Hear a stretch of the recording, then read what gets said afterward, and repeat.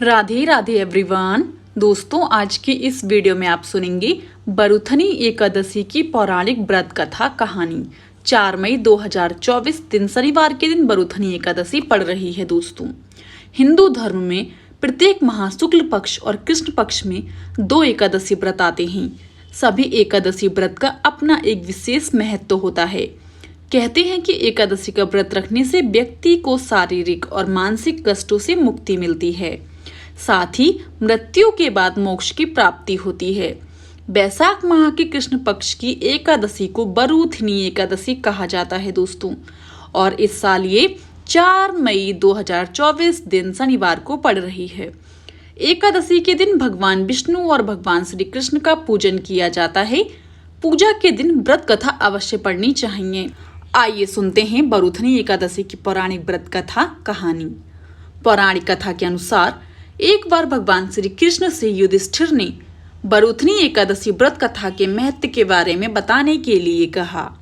तब श्री कृष्ण ने कहा, जो व्यक्ति इस व्रत को रखता है उसे पुण्य की प्राप्ति होती है। इससे संबंधित कथा है कि नर्मदा नदी के तट पर राजा मानधाता का राज्य था। राजा मानधाता दानी और धर्मात्मा दोनों थे।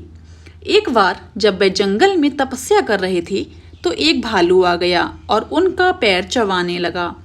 फिर वह राजा को घसीट कर जंगल के अंदर ले गया, जिसके कारण राजा की तपस्या भंग हो गई और वे घायल हो गए। तब उन्होंने अपने मन में हरि विष्णु का ध्यान किया और अपने प्राणों की रक्षा के लिए प्रार्थना की।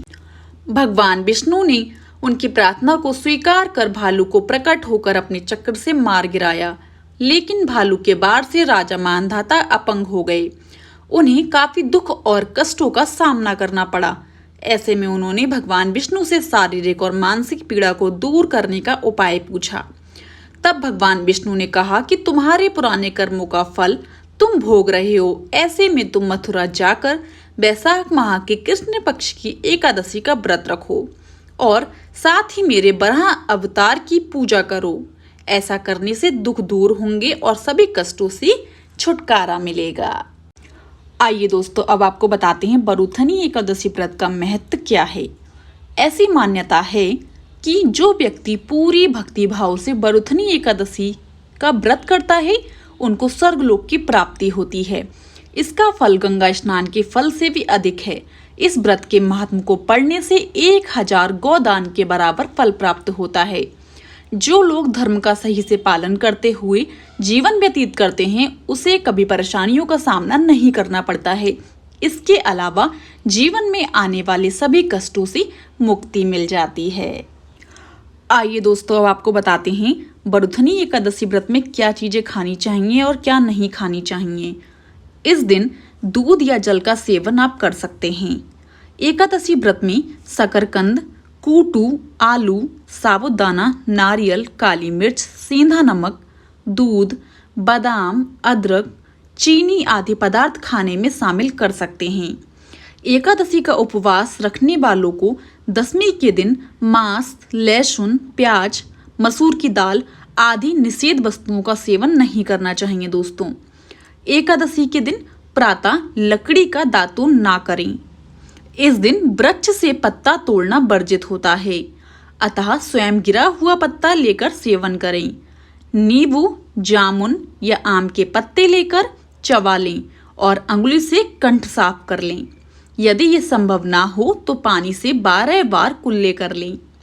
एकादशी 11 के दिन व्रतधारी व्यक्ति को गाजर, सलजम, गोभी, पालक इत्यादि का सेवन नहीं करना चाहिए। एकादशी पर श्री विष्णु की पूजा में मीठा पान चढ़ाया जाता है, लेकिन इस दिन पान खाना भी वर्जित होता है। फलों में आप केला, आम, अंगूर, बादाम, पिस्ता इत्यादि अमृत फलों का सेवन कर सकते हैं। सूखे मेवे जैसे बादाम, पिस्ता आदि का सेवन आप कर सकते हैं। एकादशी तिथि पर जौ, बैगन और सेम फली नहीं खानी चाहिए। इस व्रत में सात्विक भोजन करना चाहिए। मांस, मदिरा या अन्य कोई भी नशीले पदार्थ का सेवन ना करें। दोस्तों, प्रत्येक वस्तु प्रभु को भोग लगाकर तथा तुलसी दल छोड़कर ग्रहण करना चाहिए।